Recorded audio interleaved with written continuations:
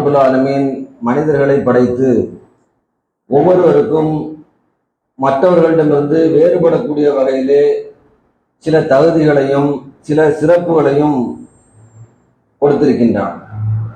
இந்த சிறப்புகளை தகுதிகளை பெற்றிருக்கக்கூடிய மனிதன் அந்த சிறப்புகள் இல்லாத, தன்னிடம் இருக்கக்கூடிய தகுதிகள் மற்றவர்களிடம் இல்லாத பொழுது அவன் மற்றவரை இழிவாக நினைக்கக்கூடியவனாக, தன்னை உயர்வாக நினைக்கக்கூடியவனாக மாறிவிடுகின்றான். இந்த பண்புதான் ஆணவம், பெருமை, கர்வம் என்று சொல்லக்கூடிய பண்பு. இந்த ஆணவம் என்று சொல்லக்கூடிய இந்த பண்பு ஒரு மனிதனிடம் வந்துவிட்டது என்று சொன்னால் அவன் சத்தியத்தை மறுக்கக்கூடியவனாகவும் பிறரை இழிவாக நினைக்கக்கூடியவனாகவும் மாறி போய்விடுகின்றான். இப்படி ஆணவம் வந்துவிட்டது என்று சொன்னாலே இந்த நிலைமைக்கு தான் செல்வான் என்று அல்லாஹ் ரப்புல் ஆலமீனும் திருமறைக்குவான்னு நமக்கு சொல்லி காட்டுகின்றான். சஸ்ரிஃபு அன் ஆயாத்தி அல்லதீன, என்னுடைய ஆயத்துகளை விட்டும், என்னுடைய சான்றுகளை விட்டும், என்னுடைய அத்தாட்சிகளை விட்டும் நாம் அவர்களை திருப்பி விடுவோம். ஏன் திருப்பி விடுவோம்? எத்தகப்பரூன ஃபில்லர்லி பிகைரில் ஹக், அவர்கள் நியாயமின்றி பூமியிலே கர்வம் கொண்டிருந்த காரணத்தினால், ஆணவம் கொண்டிருந்த காரணத்தினால் என்னுடைய அத்தாட்சிகள் எதையுமே அவங்களுக்கு கிடைக்காது, அதை விட்டு அவங்களை திருப்பி விடுவோம் என்று அல்லாஹ் ரப்புல் ஆலமீன் குறிப்பிடுகின்றான். அப்போ ஒருத்தருக்கு ஆணவம், கர்வம், திமிர் வந்து விட்டது என்று சொன்னால் அல்லாஹ் அவனுக்கு எந்த ஒரு அத்தாட்சியையும் காட்ட மாட்டான். அத்தாட்சி காட்டினால் கூட அவன் நம்பக்கூடியவனாக இருக்க மாட்டான். குல்ல ஆயத்தின், அவனுக்கு எந்த ஆயத்து சான்றுகள் கண்டாலும் கிடைத்தாலும் லா யூமினு பிஹா, அவன் அதை நம்ப மாட்டான். ஏன்? ஆணவம் வந்து அவனை அந்த கண்ணை மறைச்சிரும். நியாயமின்றி கர்வம் கொண்ட காரணத்தினால், ஏன் அல்லாஹ் நியாயமின்றின்னு சொல்றான்னு சொன்னா, ஒரு கர்வம் கொள்வதற்கு, ஒரு ஆணவம் கொள்வதற்கு, பெருமை அடிப்பதற்கு ஒரு நியாயம் வேணும். அந்த தகுதியை, அந்த சிறப்புகளை அவனாக உண்டாக்கி கொண்டிருந்தான் என்று சொன்னால் அதுல நியாயம் இருக்குன்னு சொல்லலாம். அல்லாஹ் ரப்புல் ஆலமீன் கொடுத்திருக்கக்கூடிய அழகை வைத்து பெருமை அடிக்கின்றான். நான் அழகா இருக்கிறேன், நீ அழகா இல்லை என்று பெருமை அடிக்கின்றான். அல்லாஹ் ரப்புல் ஆலமீன் கொடுத்திருக்கக்கூடிய அறிவை வைத்து எனக்கு அறிவு ஜாஸ்தியா இருக்குது, நான் அறிவாளியா இருக்கிறேன், நீ முட்டாளாக இருக்காய், உனக்கு அறிவே இல்லை என்று சொல்லி பெருமை அடிக்கின்றான். அல்லாஹ் ரப்புல் ஆலமீன் கொடுத்திருக்கக்கூடிய வலிமை, உடல் வலிமையை வைத்து நான் பலமானவனாக இருக்கின்றேன், நான் சக்தி உள்ளவனாக இருக்கின்றேன், சக்தி வாய்ந்தவனாக இருக்கின்றேன், உனக்கு உடல் வலிமையே இல்லை, நீ நோஞ்சாமா இருக்கிற என்று சொல்லி கிண்டல் அடிக்கக்கூடியவனாக போயிடுறான். அல்லாஹ் ரப்புல் ஆலமீன் கொடுத்திருக்கக்கூடிய கல்வியை வைத்துக் கொண்டு எனக்கு கல்வி ஞானம் இருக்குது, உனக்கு இல்லை, பெருமை அடிக்கிறான். அல்லாஹ் ரப்புல் ஆலமீன் கொடுத்திருக்கக்கூடிய செல்வம், வசதி, சொத்துக்களை வைத்து எனக்கு பொருளாதாரம் ஜாஸ்தியா இருக்கு, நான் வசதியானவனா இருக்கிறேன், நான் செல்வந்தனா இருக்கிறேன், நீ வந்து ஏழையா இருக்க, உன்கிட்ட ஒண்ணுமே இல்லை என்று சொல்லி ஏழையை பார்த்து பெருமை அடிக்கிறான், ஏழையை பார்த்து ஏளனமா நினைக்கிறான், இழிவா நினைக்கிறான். அப்ப இப்படியெல்லாம் செய்யக்கூடிய நிலைமையில மனிதன் போகும் பொழுது இதெல்லாம் உனக்கு யாரு தந்தா? நீனா முயற்சி செய்தா ஒரு பரம்பரை, நல்ல பரம்பரையில பிறந்த, நீனா முயற்சி செய்தா அழகானவனாக பிறந்த, நீனா முயற்சி செய்தா உனக்கு அறிவை உண்டாக்கி கொண்ட, எல்லாமே இறைவன் தந்தது. நீ என்னதான் முயற்சி செய்தாலும் உனக்கு கிடைக்காத ஒன்றை இறைவன் தந்திருக்கிறான். மனிதன் எந்த நிலையில் பிறக்கிறான் என்று அல்லாஹ் முடிவு செய்து இந்த உலகத்துல பிறக்க வைக்கிறான். இப்போ உனக்கு வந்து எந்த வகையிலும் சம்பந்தம் இல்லாத நீ வந்து சிறப்பை அடைவதற்கு அல்லாஹ் தான் காரணமா இருக்கும் பொழுது நீ எப்படி பெருமை அடிக்கலாம்? நீ உனக்கு என்ன நியாயம் இருக்கிறது என்று சொல்லி அல்லாஹ் ரப்புல் ஆலமீன் கேட்கிறான். நியாயம் நம்ம சொல்றோம்ல, யாராவது ஒருத்தன் சம்பந்தம் இல்லாம தனக்காக பெருமை அடித்தான் என்று சொன்னால் 3% தான் ஓட்டு இருக்கும், அவனுக்கு 20% ஓட்டு கூட்டணி கட்சிகளோடு சேர்த்து அவனுக்கு 20% வந்திருக்கும். 20% கூட்டணி ஓட்டையும் சேர்த்து நான் தான் 20% ஓட்டை எடுத்துன்னு சொல்லி பெருமை அடிச்சா நம்ம என்ன சொல்ற? பெருமை அடிக்கிறதுக்கு ஒரு நியாயம் வேண்டாமாப்பா, கருத்து சொல்றதுக்கு ஒரு நியாயம் வேண்டாமா? நம்ம சொல்றோமா இல்லையா? உனக்கு அந்த தகுதி இருக்குதா, நியாயமா பேசப்பான்னு சொல்றோம்ல, அல்லாஹ் அதான் சொல்றான். நீ கர்வம் கொள்வதற்கு, நீ ஆணவம் கொள்வதற்கு, நீ திமிராக நடப்பதற்கு உனக்கு என்ன நியாயம் இருக்குது? நீனா இதையெல்லாம் செய்த, இந்த சிறப்புகளை, இந்த தகுதிகளை அடைந்தது நீயா? நான் தந்ததை வைத்து நீ எப்படி பெருமை அடிக்கலாம் என்று அல்லாஹ் கேட்கிறான். அப்படி பெருமை அடிக்க காரணத்தினாலதான் அல்லாஹ் என்ன பண்றான்? அவனுக்கு எந்த அத்தாட்சியும் அல்லாஹ் காட்ட மாட்டான். அத்தாட்சிகளை காட்டினாலும் அவன் அதை நம்ப மாட்டான். அவனுக்கு சான்று, ஏன்னா அவன் ஆணவம் வந்து அதை மறைச்சிடும், அவனுடைய திமிர் மறைச்சிடும். நான் எப்படி இதை கேட்பேன், நீ சொல்றத நான் எப்படி கேட்பேன்? சத்தியத்தை ஒரு வலிமை குறைந்தவன், ஒரு ஏழை, ஒரு வலிமை இல்லாத ஒருத்தர் சொல்றான்னு சொன்னா அதை கேட்கறதுக்கு மனம் வராது. நான் எப்படி சொல்றது கேட்கறது? இவன் யாரு? இவன் சொல்ற கேட்கல இல்லையா நான் இருக்கேன்னு சொல்லி பெருமை அடிக்கிறாங்க. காரணம் என்ன? அந்த ஆணவம் சத்தியங்கிறது கேட்கறதுக்கு மறுத்து வச்சிருது. அவன் சொல்ற ஆளைதான் பார்க்க தோணுது. அப்ப இந்த ஆணவம் சத்தியத்தை ஏற்க மறுக்கிறோம். நம்ப மாட்டான். எந்த அத்தாட்சியை காட்டினாலும் நம்ப மாட்டான். சபீல ருஸ்தி, நல்ல வழியை அவனுக்கு காட்டினால் கூட, சபீல ருஸ்தி நல்ல வழியை அவனுக்கு காட்டினாலும் லா எத்தகிதோ சபீலா, அந்த வழியை அவன் நல்ல வழியா ஏற்றுக்கொள்ள மாட்டான். ஒரு நல்ல வழியை அவனுக்கு காட்டுவான் ஒருத்தன். இவனுடைய ஆணவம் என்ன செய்யும்? இவன் சொல்றது நம்ம கேட்கணுமா, எப்படி இதை நம்ம ஏற்றுக்கொள்வது, அதான் நம்ம இதை கேட்க கூடாது என்று சொல்லி அந்த நல்ல வழியை ஏற்றுக்கொள்ள அவனுடைய வழியா ஏற்றுக்கொள்ள மறுத்துருவான். அதே நேரம் சபீர கை, கெட்ட வழியை ஒருத்தன் காட்டுவான். இவனுக்கு நிகராக இருப்பான், இவனுக்கு அந்தஸ்துக்கு நிகராக இருப்பான், இவனுடைய வலிமைக்கு நிகராக இருப்பான். இவன் பாப்பான் நமக்கு ஈக்குவலான ஆளு, இவன் சொல்றதை நம்ம கேட்போம்னு சொல்லிட்டு எதை கேட்பான்? கெட்ட வழியை கேட்பான். சபீலர் கை, கெட்ட வழியை அவனுக்கு காட்டினால் எத்தகிதோ சபீலா, அதை தான் நல்ல வழியா ஏற்றுக்கொள்வான். நல்ல வழியை காட்டும் போது அது அவனுக்கு வழியா தெரியாது. இது சிறந்தது, இதை ஏற்றுக்கொள்வான், இந்த பாதையில போன்னு எடுத்துக்கொள்ள மாட்டான். கெட்ட வழியை ஒருத்தன் காட்டுறான்னு சொன்னா அதை என்ன பண்ணுவான்? ஏற்றுக்கொள்வான். இதுதான் நல்ல வழி அப்படின்னு சொல்லி அவன் ஏற்றுக்கொள்வான். சபீல கையை எத்தகிது சபீலா, கெட்ட வழியை தான் அவன் ஏற்றுக்கொள்வான் என்று அல்லாஹ் ரப்பல் ஆலமீன் சொல்றான். அப்ப இந்த ஒருவனுடைய ஆணவம் என்ன பண்ணுதுன்னா, அது கெட்ட வழியை ஏற்றுக்கொண்டு போனா என்ன ஆகும்? இதுல அழிவை தான் பெறும். பார்க்கறதுக்கு நல்ல வழிமா இவனுக்கு தெரியும். இவனுடைய ஆணவம் கெட்ட வழியை நல்ல வழி மாதிரி எடுத்துக்கொள்ள செய்ய தூண்டும். அதன் மூலமா அவன் எங்க போய் சேருவான்? அழிவை தான் அடைவான். இந்த உலகத்திலேயே அவனுக்கு அழிவுதான் கிடைக்கும், மறுமையில அழிவுதான் கிடைக்கும். மறுமையில நபிகள் ஸல்லல்லாஹு சொல்கிறார்கள், ஒருவருக்கு கடுகளவு ஈமான் இருந்தால் அவர் நரகத்துக்கு போக மாட்டார். ஒருத்தனுக்கு ஈமான் கடுகளவு இருந்தா போதும், அவன் நரகத்துக்கு போக மாட்டான். அதாவது கொஞ்ச நாளை அந்த தகுதிக்கு தண்டனைக்கு தகுந்த மாதிரி நரகத்தை அனுபவித்து திரும்ப சொர்க்கத்துக்கு போயிடுவான். ஆனால் அதே நேரம் ஒருத்தனுக்கு கடுகளவு பெருமை ஆணவம் திமிர் இருந்தது சொன்னால் அவன் சொர்க்கத்திற்கு போக மாட்டான் என்று சொல்றாங்க. இப்ப மறுமையிலே அவனுக்கு பெரிய விளைவு. மறுமையில அவனுக்கு சொர்க்கத்திற்கு செல்ல விடாமல் தடுக்கக்கூடிய ஒரு விஷயமாக எது இருக்குது, ஒரு குணாதிசயமா எது இருக்குன்னு சொன்னால் இந்த ஆணவம் கர்வம் திமிர் என்று சொல்லக்கூடிய குணம். இந்த குணம் மறுமையிலேயே பெரும் விளைவை அவனுக்கு ஏற்படுத்துகிறது. இந்த உலகத்திலையும் என்ன ஆகும்? இறுதியில அழிவை தான் கொண்டு போய் சேர்க்கும். ஏன்? சத்தியத்தை சொன்னா அந்த ஆணவம் அவனை ஏற்க விடாது. சொல்றதே வேஸ்ட்னு எல்லாம் சொல்றான். இப்ப பஸ்ஸிருகும் மணி தப திக்கிற ஹசிய ரஹ்மான பஸ்ஸிருகும் பி மௌஃபிரா, அவனுக்கு எச்சரிக்கை பண்ணாலும் எச்சரிக்கை பண்ணாட்டாலும் சமந்தான். ஏன்? அவன் ஆணவத்தோடு இருக்கான், கர்வத்தோடு இருக்கான். அவன்கிட்ட போய் நீ என்ன சொன்னாலும் நல்ல விஷயத்த சொன்னாலும் அவனுக்கு கேட்கறதுக்கான எண்ணம் வராது. ஆனா நீ யாருக்கு சொல்லலாம்னு சொன்னா, யாருக்கு அதை சொல்ல வேண்டும் என்று சொன்னால் சலாவுன் அலையும் அந்தர்த்தவும் அம்லம் துந்திருகும் லா யூமினூன் மணி தப திக்ர ஹசிய ரஹ்மான பஸ்ஸிருகும் பி மௌஃபிரா, யார் இறைவனுக்கு அஞ்சி பணியோடு எளிமையா அடக்கத்தோடு தன்னடக்கத்தோடு நடக்கிறார்களோ அவர்கள்ட்ட நீ எந்த விஷயத்தை சொன்னாலும் அவன் நல்ல விஷயம் ஏற்றுக்கொள்ளும். நல்ல விஷயம்னு ஆய்வு செய்து அதை நல்ல விஷயம் சொன்னா ஏற்றுக்கொள்ளும். நீ அதை ஆணவம் கொண்டிருந்தோன்ற என்னதான் எச்சரிக்கை பண்ணாலும் என்னதான் சொன்னாலும் அதை ஏற்றுக்கொள்வதற்கான மனநிலை அவனுக்கு வராது என்று அல்லாஹ் ரப்பல் திருமறை குர்ஆன்ல சொல்லி காட்டுறான். அப்ப இந்த ஆணவம் என்கிற பண்பு நம்ம எங்க கொண்டு போய் சேர்க்கும் நமக்கு பெருசா தெரியாது. நமக்கு கிடைச்சிருக்கக்கூடிய இறைவன் தந்திருக்கக்கூடிய அருள்படைகளை வைத்து பெருமை அடிக்கும் பொழுது அது பெருசா நமக்கு தெரியாது. ஆனா அது எங்க கொண்டு போய் சேர்க்கும்? நமக்கு இந்த உலகத்திலே சத்தியத்தை விட்டு தூர கொண்டு போய் சேர்க்கிறோம். சத்தியத்தை ஏற்க மனநிலையே இல்லாம ஆக்கிறோம். இந்த உலகத்திலேயே பெரும் அழிவுகளை நமக்கு ஏற்படுத்துகிறோம். இந்த உலகத்துல முதல் பாவம் எதுன்னு பார்த்தா இந்த ஆணவம் தான். இந்த ஆணவம் தான் முதல் பாவம். படைக்கப்பட்ட முதல் மனிதனிடம் சுஜூத் செய்யறதுக்கு அல்லாஹ் ரப்பல் ஆலமீன் இப்லீஸை கட்டளையிடுறான், பணிவதற்கு கட்டளையிடுறான். அப்ப அவனை எது தடுத்தது? அந்த இப்லீஸ் அல்லாஹ்வை வணங்கக்கூடியவனாக அல்லாஹ்வை ஏற்றுக்கொண்டவனாக, அதை உண்மை ஒரு வகையில பார்த்தோம்னா ஒரு பெரிய தௌஹீத்வாதி தான் இப்லீஸ் தான் சொல்லணும். ஒரு சிறந்த தௌஹீத்வாதி சொல்லக்கூடிய அளவிற்கு அவன் என்ன சொல்றான்? நான் வேற யாருக்கும் பணிய மாட்டேன், அல்லாஹ் உனக்கு தான் அல்லாஹ் பணியன்னு சொல்றான். வேற யாரையும் நான் பணிய மாட்டேன். ஆதமாக இருந்தால் கூட நான் அடிபணிய முடியாது, சுஜூத் செய்ய முடியாது, நான் உனக்கு மட்டும்தான் சுஜூத் செய்வேன் என்று சொல்லி அவன் சொல்றான். சொன்ன காரணம் வேற. ஆனா சொன்னதை வச்சு பார்க்கும்போது அவன் ஒரு பக்கா தௌஹீத்வாதி அளவுக்கு அவன் பேசுறான்.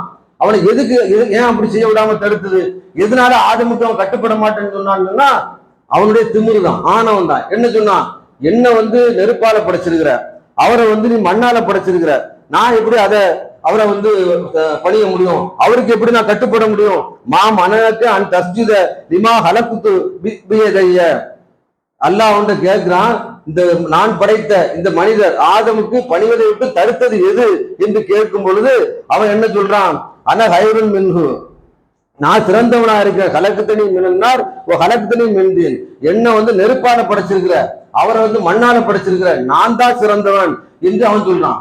அல்லாஹ் கேட்கிறான், அஸ்தக்பர்த அம்குந்த மினல் ஆலின், உன்னுடைய அகந்தை உன்னுடைய திமிரு தான் வந்து உன்னை உயர்ந்த மாதிரி ஆக்கிட்டுதா அப்படின்னு அல்லாஹ் அவனை பார்த்து கேட்கிறான். அப்ப அவனை இந்த கடைசியில அல்லாஹ் என்ன பண்றான்? அவனை தபிச்சு உலக நாள் வரைக்கும் விரட்டப்பட்டவனா ஆக்கிடுறான்.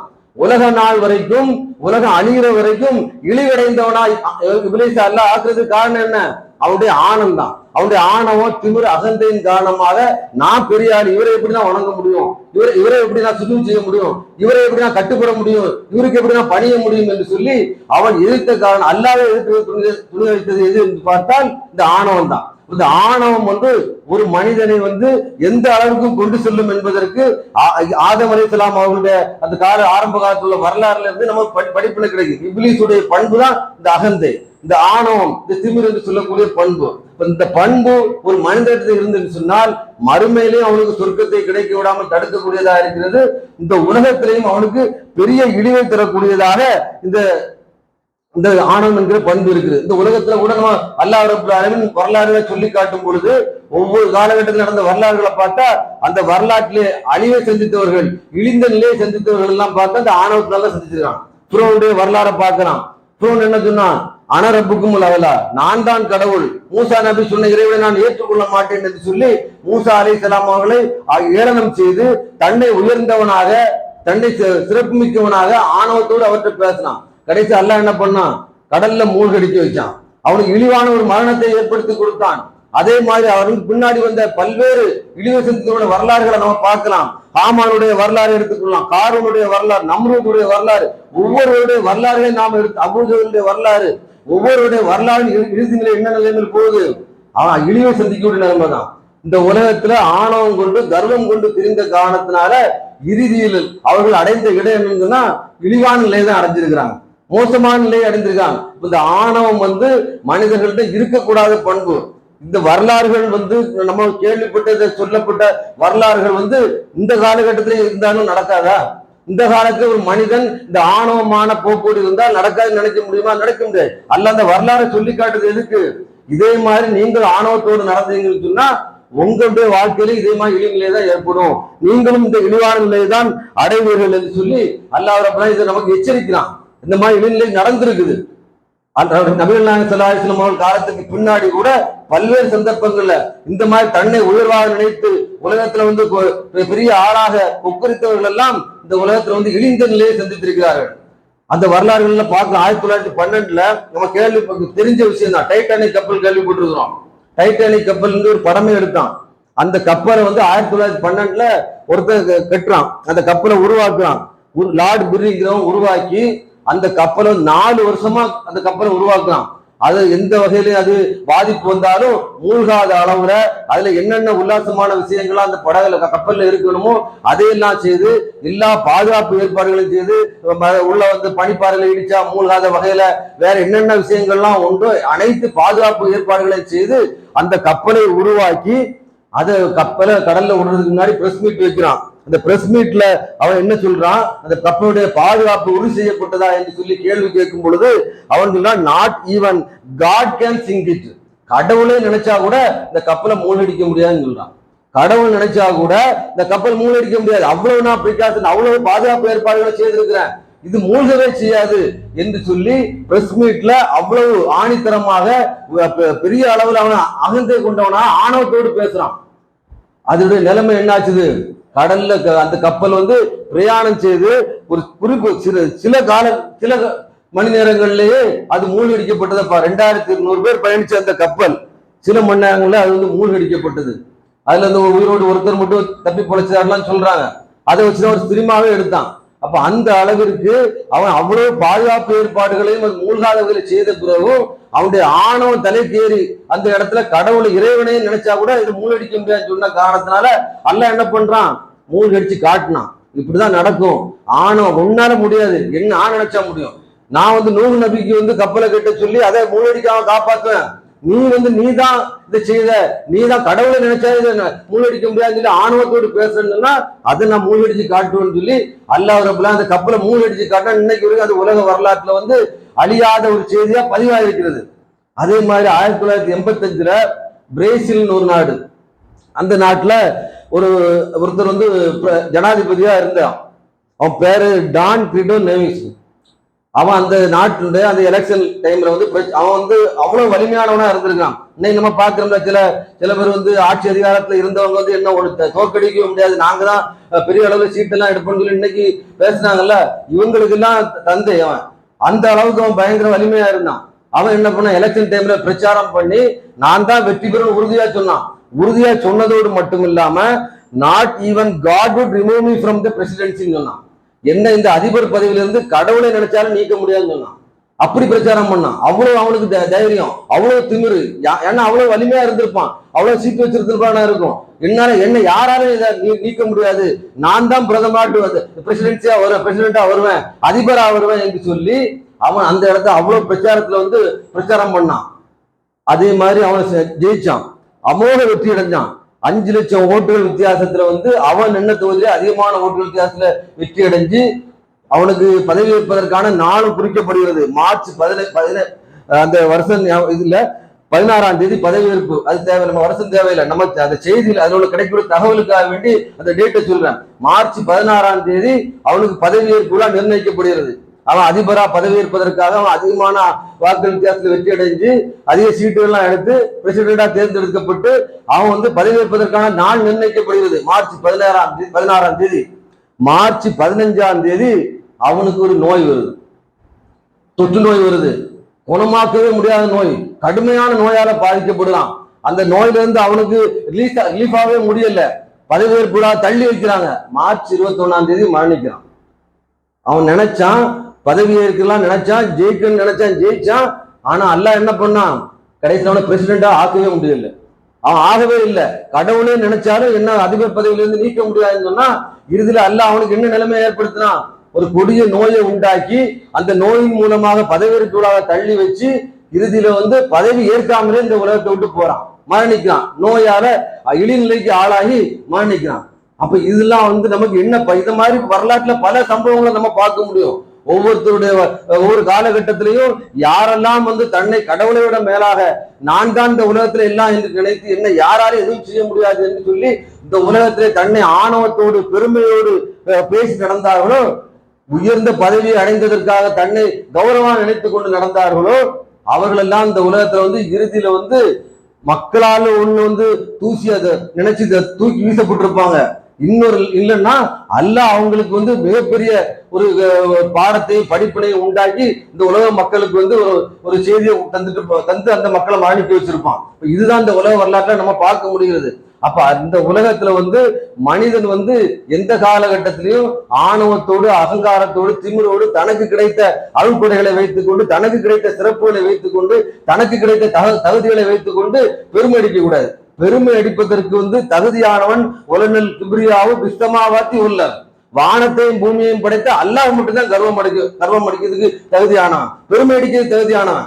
ரசூலுல்லாஹ் என்ன சொல்றாங்க, பெருமை என்பது அல்லாஹ்வுடைய மேலாடை, கண்ணியம் என்பது அல்லாஹ்வுடைய கீழாடை.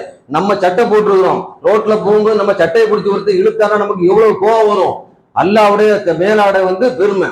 ஏன்னா அதுக்கு அல்லாஹ் தான் தகுதியானவன். இந்த உலகத்தை படைத்து பரிபாலித்து அனைத்தை செய்து கொண்டிருக்கக்கூடிய அல்லாஹ் தான் பெருமை அடிப்பதற்கு தகுதியானவன். இப்ப அல்லாஹ்வுடைய பெருமையை இன்னொருத்தன் நான் தான் சொல்லி போட்டி போட்டான்னு சொன்னால் என்னாலதான் அறிவு வந்தது, என்னால்தான் வசதி வந்தது, என்னாலதான் இவ்வளவு பெரிய நிலை வந்தது, என்னாலதான் அனைத்து செய்ய முடியும் என்று யாரெல்லாம் இந்த உலகத்துல வந்து தான் தான் கடவுளுடைய அவதாரம், என்னை கடவுள் தான் அனுப்பியிருக்கிறார், என்னால்தான் இந்த உலகத்துல எல்லாம் செய்ய முடியும், என்னுடைய வாழ்க்கையெல்லாம் அதிசயங்களா நிகழ்ந்து கொண்டிருக்கிறது, நாங்க அதிகமான உயர்ந்த நிலைமைக்கெல்லாம் வருவோம் என்று சொல்லி யாரெல்லாம் இந்த உலகத்துல ஆணவத்தோடு பேசுகிறார்களோ அவர்களுடைய நிலையை வந்து இந்த உலகத்திலே எல்லா மக்களுக்கும் ஒரு அத்தாட்சியா காட்டி வைப்பான், சாந்தா காட்டி வைப்பான், எல்லாருக்கும் ஒரு உதாரணமா காட்டி வைப்பான். இப்படி ஆணவம் அடிச்சவன், இப்படி பெருமை அடிச்சவன், இப்படி கர்வம் நடந்தவன் இந்த நிலைமைக்கு ஆளாயிட்டான், இது உனக்கு படிப்பினை. இது வந்து ஒரு கொஞ்ச நாளைக்கு உனக்கு பெருசா தெரியும்.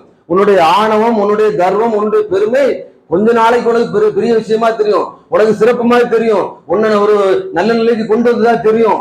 ஆனால் அதே நேரம் அது ரொம்ப நாள் நீடிக்காது.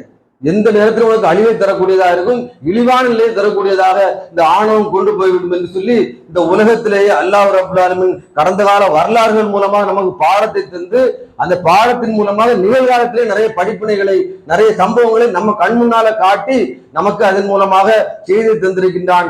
இந்த செய்திகள் மூலமாக நாம தெரிந்து கொள்ள வேண்டியது என்னவென்று சொன்னால், நாம எந்த காலகட்டத்திலும் நமக்கு கிடைத்திருக்கக்கூடிய தகுதிகளை வைத்து பெருமை அடிக்க, நமக்கு ஒரு தகுதியை அல்லாஹ் அதிகமா தந்திருந்தான்னு சொன்னா இன்னொரு தகுதியை இன்னொருத்தருக்கு அதிகமா கொடுத்திருப்பான்.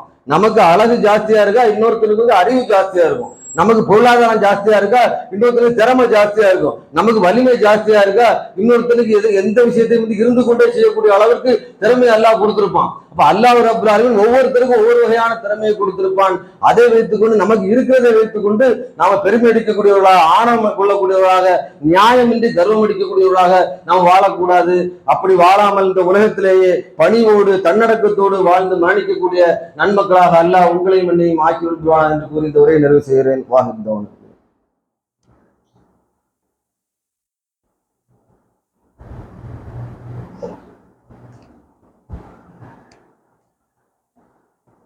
அல்ஹம்துலில்லாஹி ரப்பில் ஆலமீன் வஸ்ஸலாத்து வஸ்ஸலாமு அலா ரசூலில்லாஹ். கண்ணியத்திற்குரிய எல்லாம் வல்ல அல்லாஹ் ஜல்லஷானஹு தஆலாவின் நல்லடியார்களே,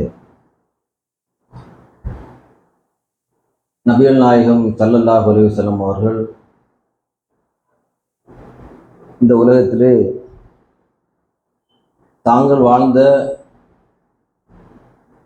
அந்த 23 ஆண்டுகளிலே கடைசி 10 ஆண்டுகள் ஒரு பகுதிக்கு சென்று அந்த பகுதியிலே ஆட்சி அதிகாரத்தை நிறுவி அதற்கு அதிபராக இருந்து சட்டத்திட்டங்களை வகுத்து அதன் மூலமாக இன்றளவுக்கும் பேசப்படக்கூடிய மிகப்பெரிய ஒரு இஸ்லாமிய சாம்ராஜ்யத்தை உருவாக்கி சென்றிருக்கின்றார்கள். அவர்கள் வகுத்து வைத்த கொள்கைகள், அரசியலமைப்பு சட்டங்கள் இன்றைக்கு வரைக்கும் மாற்றப்படாத வகையிலே அனைத்து மக்களும் இது சிறந்த சட்டம் என்று போற்றக்கூடிய வகையிலே அமைந்திருக்கின்றது. அதனால தான் ரசூல் ஸல்லல்லாஹு அலைஹி வஸல்லம் அவர்களுக்கு இந்த உலகத்திலேயே நல்ல சட்டங்களை மக்களுக்கு வழங்கியவர்கள் என்று சில பேருக்கு அமெரிக்காவில் சிலை வச்சாங்க. அப்போ ரசூலுல்லாவுக்கும் சிலை வச்சாங்க. இவரும் சிறந்த சட்டங்களை இந்த உலகத்திற்கு தந்தவர் என்று சொல்லி சிலை வச்சும்போது மக்கள்லாம் எதிர்த்து போராடினாங்க. அதை மாற்றிட்டான். ஆனால் நம்ம இதில் தெரிந்து கொள்ள வேண்டும் சொன்னால், இந்த உலகத்துக்கு சிறந்த சட்டம் தந்தது என்று சொன்னால் ரசூல் ஸல்லல்லாஹு அலைஹி வஸல்லம் அவர்கள் தான். இன்னைக்கு வரைக்கும் மாற்ற முடியல. இன்னைக்கு நம்ம நாடு மாதிரியான நாடுகளில் 100 வருஷம் ஆகிறதுக்குள்ளாடியே 100 தடவைக்கு மேல சட்டங்களை திருத்திட்டாங்க.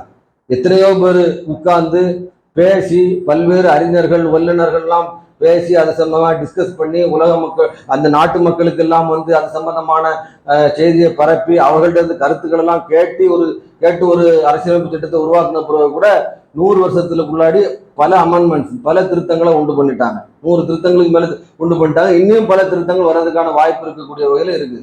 ஆனால் ரசூல் ஸல்லல்லாஹு அலைஹி வஸல்லம் அவர்கள் தங்களுடைய கொள்கை மூலமாக, அல்லாஹ் வழங்கியிருந்த அந்த கொள்கையின் மூலமாக, சட்டத்திட்டங்கள் மூலமாக இன்றைக்கு வரைக்கும் திருத்த முடியாத சட்டத்தை தந்து சென்றிருக்கின்றார்கள். அது மட்டும் இல்லாமல் அவங்க வாழ்ந்த காலகட்டத்திலேயே அந்த 10 வருஷத்திலேயே மிக பெரும் சாம்ராஜ்யத்தை உருவாக்குனாங்க. அந்த மக்கள்லாம் ரசூல்லா சொன்னாங்கன்னா அப்படி கட்டுப்பட்டு நிற்பாங்க. அவங்க இருக்கிற காலம் வரைக்கும் எந்த மக்களும் ரசூல்லாவுக்கு எதிர்ப்பு தெரிவிக்கல. அந்த வகையில் ரசூல்லா வாழ்ந்திருக்கிறான்னு சொன்னால், அவ்வளவு பெரிய சாம்ராஜ்யத்தை உருவாக்குனாங்கன்னு சொன்னா அதுக்கு காரணம் அவங்களுடைய அறிவு, திறமை அது மட்டும் கிடையாது. அவர்களுடைய எளிமையான வாழ்க்கை, மக்களுடன் நளினமாக நடந்து கொண்ட முறை, அதுதான் முக்கியம். அவங்க நான் அல்லாஹ்வுடைய தூதர், இறைவன் வகி பெறுகிறேன், நான் இந்த நாட்டுக்கு அதிபராக இருக்கிறேன், நான் ஆட்சி தலைவராக இருக்கிறேன், நான் தான் ஆன்மீக தலைவராக இருக்கிறேன்னு சொல்லி ஆணவத்தோடு திமிரோடு நடந்திருந்தாங்கன்னு சொன்னா அவங்கள ரசூல்லா அந்த மக்கள் வந்திருக்க மாட்டாங்க. ரசூல்லா பக்கம் மக்கள் வர்றதுக்கு காரணமே ரசூல்லா அந்த மக்கள் மத்தியில நளினமா நடந்துக்கிட்டாங்க. எந்த ஒரு சூழ்நிலை அந்த மக்கள்கிட்ட கோபமா நடந்து கொண்டதில்லை, ஆணவமா நடந்து கொண்டதில்லை, தன்னை உயர்வாக கருத்து அந்த மக்களோடு மக்களாக தான் வாழ்ந்திருந்தாங்க. ரசூல் ஸல்லல்லாஹு அலைஹி வஸல்லம் அவர்கள் பள்ளி வாசல்ல ஃபஜ்ர் தொழுதுட்டு உட்கார்ந்து இருந்தாங்கன்னு சொன்னா, அந்த சூரிய உதயம் வர்றது வரை, லுகா தொழுகை நடத்துறது வரைக்கும் அந்த மக்கள் பள்ளிவாசல்ல உட்கார்ந்து சிரிச்சு பேசிட்டு இருப்பாங்க. ஆரம்ப காலகட்டத்தில் அவங்க என்னென்ன மாதிரியான பழக்க வழக்கங்கள்ல இருந்தாங்க, நம்ம இப்படிலாம் இருந்தோமா, இப்பெல்லாம் மாறி இருக்கிறோமே என்று சொல்லி பள்ளிவாசல்ல உட்கார்ந்து சத்தம் போட்டு சிரிச்சு பேசிட்டு இருப்பாங்க. ரசூலுல்லாஹ் கவனிச்சுட்டு இருப்பாங்க. நான் ஒரு அதிபர் இருக்கிறேன், ஒரு ஆன்மீக தலைவர் இருக்கிறேன், நான் இருக்கும்போது நீங்க எப்படி பேசுறான்னு சொல்லி ரசூல்லா அந்த இடத்துல தன்னுடைய தகுதியை உயர்வாக கருதி அவங்கள கண்டிக்கல, அமைதியா இருந்தாங்க. அவங்க எந்த இடத்துலையும் அந்த உயர்வாக காட்டிக்கொள்ளவில்லை, தன்னை வந்து எளிமையானவராக காட்டிக்கொண்டார், மக்களோடு மக்களாக காட்டிக்கொண்டார்கள். பள்ளிவாசல்ல கிப்லா திசையில ஒரு எச்சி துப்புன அந்த தடம் கிடக்குது, அவங்க போய் கையால சுரண்டி அதை கிளீன் பண்றாங்க. இன்றைக்கு அதை பார்க்க முடியுமா? எந்த ஒரு பொறுப்பில் இருக்கக்கூடியவர்களும் அதை செய்வதற்கு தயங்குவார்கள். ஆனா ரசூல் ஸல்லல்லாஹு என்ன பண்றாங்க? அதை செய்யறாங்க. இதுதான் அந்த மக்கள் மத்தியில் அவங்கள அவ்வளவு எளிமையானவர்களா அவங்க கொண்டு அரவணைக்கக்கூடியவர்களா கொண்டு போய் சேர்த்துது. அந்த மக்கள் அப்படி நினைக்கிற ரசூலுல்லாஹ்னா நம்ம கூட சேர்ந்து இருப்பாங்க அப்படின்னு நினைக்கக்கூடிய வகையில் அவங்களுடைய வாழ்க்கை இருந்து. ஒரு பிரயாணத்துக்கு போறாங்க, ஜாபிர் ரலியல்லாஹு அன்ஹு அவர்கள், அவங்களுடைய ஒட்டகம் வந்து கொஞ்சம் பலவீனமான ஒட்டகம், பின்னாடி போயிருது. ரசூலுல்லாஹ் ஃப்ரெண்ட்ல போனவங்க கவனிக்கிறாங்க, அவர் ஜாபிருக்கு மனசு வருத்தப்படுமேன்னு சொல்லி இவங்க என்ன பண்ணாங்க, இவங்களுடைய ஒட்டகத்தை வந்து ஸ்லோவாக்குறாங்க. ஸ்லோவாக்கி அவங்க ஜாபிர் அவர்களுடைய ஒட்டகத்துக்கு பக்கத்துல வந்து அவர்கிட்ட பேச்சு கொடுக்குறாங்க. அவர் மனசு கஷ்டப்பட கூடாது, எல்லாரும் ஃப்ரெண்ட்ல போறாங்க, நம்ம ஒட்டகம் எப்படி ஆயிட்டுது, நம்மளை பின்னாடி தள்ளிட்டாங்களே சொல்லி அவர் கவலைப்பட்டு விடக்கூடாது என்பதற்காக ரசூல்லா அவர்கிட்ட போய் உங்களுக்கு திருமண சம்பந்தமா எல்லாம் பேச்சு கொடுக்குறாங்க. பேச்சு கொடுத்து அவருடைய மனநிலையை மாற்றி ஊருக்கு வந்த உடனே ஜாபிர் அவர்கள்ட்ட ஒரு தொகையை கொடுத்து, உங்க ஒட்டகம் சூப்பர் ஒட்டகம், அதை நான் வாங்கிக்கிட்டேன்னு வாங்குறாங்க. அந்த ஒட்டகம் பலவீனமான ஒட்டகமா இருந்த பிறகு கூட அவருடைய மனசு சஞ்சலப்பட்டுவிடக்கூடாது, அவர் கவலைப்பட்டு விடக்கூடாது என்பதற்காக அந்த ஒட்டகத்தையே அவங்க வாங்குறாங்கன்னு சொன்னா எப்படி அந்த மக்களோட ரசூல்லா வாழ்ந்துருக்கிறாங்க, எப்படி பழகி இருக்கிறாங்க. இதுதான் அந்த மக்களை வந்து ரசூல்லா பக்கம் கொண்டு வந்தது. அவங்க ஆணவத்தோடு இருந்தாங்கன்னு சொன்னா, நான் தான் எல்லாரும் காட்டியிருந்தாங்கன்னு சொன்னா தூக்கி தூர வீசக்கூடிய அளவுக்கு போயிடுவாங்க, ஓடி இருப்பாங்க. அல்லாஹ் குர்ஆன்ல சொல்லி காட்டுகின்றான், பிமா ரஹ்மத்தின் மினல்லாஹி லிந்தலஹும், அவங்க வந்து நளினமா மக்களுடன் நீங்க வந்து நளினமா நடக்கக்கூடியவரா இருக்கிறீர்கள், நீங்க நளினமா நடக்கக்கூடிய காரணத்தினால்தான் அந்த மக்கள் உங்க கூட வர்றாங்க.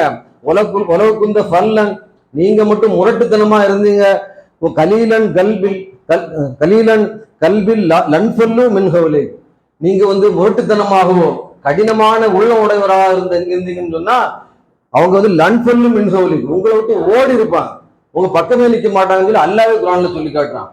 அப்ப ரசூலுல்லாவை நோக்கி அந்த மக்கள் வந்ததுக்கான காரணம் என்ன வந்து சொன்னால், ரசூலுல்லாவுடைய அந்த நளினம் எளிமையான வாழ்க்கை, அந்த மக்களோடு மக்களா வாழ்ந்த அரவணைத்து வாழ்ந்த அந்த வாழ்க்கை தான்.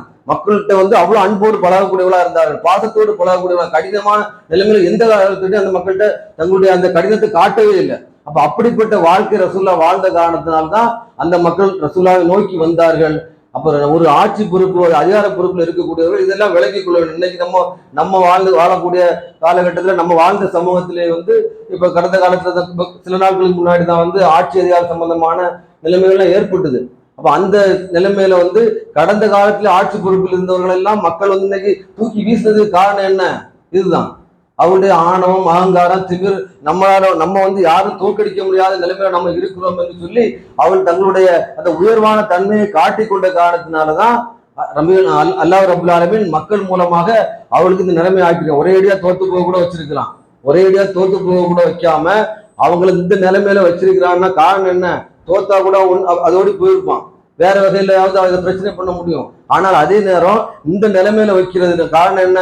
இவ்வளவு நாள் நீ எவ்வளவு உயர்வா நடந்த, இவ்வளவு நாள் என்ன கோட்டு போட்டு நடந்த, இவ்வளவு நாள் என்ன வசதியா ஊரா சுத்தின, இனிமேல போக முடியுமா? ஒரு மீம்ஸ் போடுறான், எங்க போறேன்னு கேட்கான். கூட 2 பேர், இப்ப வந்து கூட்டணி கட்சி கூட 2 பேரும் சேர்த்து வச்சிருக்கிறதுனால அந்த 2 பேரும் பக்கத்திலேயே இருக்கிறாங்க.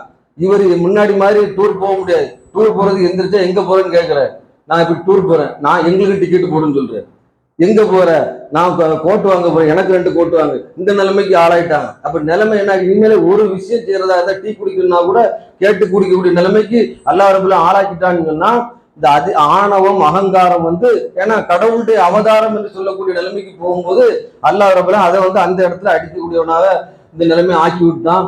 இந்த ஆணவம், அகங்காரம் எந்த சூழ்நிலையும், எந்த பொறுப்புகள், எந்த அதிகாரத்தில் இருக்கக்கூடியவர்களும் வரக்கூடாது என்பதை நாம விளங்கி நம்ம பொறுப்புகளை நடக்கக்கூடியவர்களாக அல்லாஹ் உங்களையும் என்னையும் ஆக்கி